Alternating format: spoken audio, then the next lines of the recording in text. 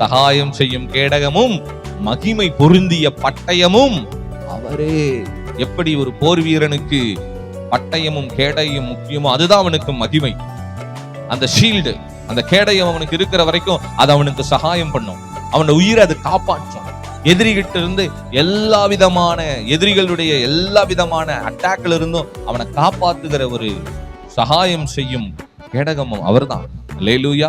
பிசாசினுடைய எல்லா தந்திரங்கள், பிசாசினுடைய எல்லா விதமான காரியத்திலிருந்து நம்மை தடுத்து நிறுத்தக்கூடிய, நம்மை பாதுகாக்கக்கூடிய, நமக்கு உதவி செய்யக்கூடிய, நமக்கு சகாயம் செய்யக்கூடிய கேடகம் அவர் மட்டும்தான்.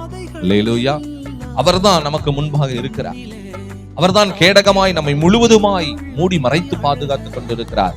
இந்த செப்டம்பர் மாதம் கர்த்தர் சொல்லுகிறார், உனக்கு சகாயம் செய்யும் கேடயம் நான் தான். அல்லேலூயா. நமக்கு சகாயம் செய்யும் கேடகம் அவர்தான். எந்த ஒரு தீங்கோ தீமைகளோ நாசமோசங்களோ அணுகாதபடிக்கு நமக்கு சகாயம் செய்கிற கேடகமாய் அவர் நமக்கு முன்பாக வருகிறார். அல்லேலூயா.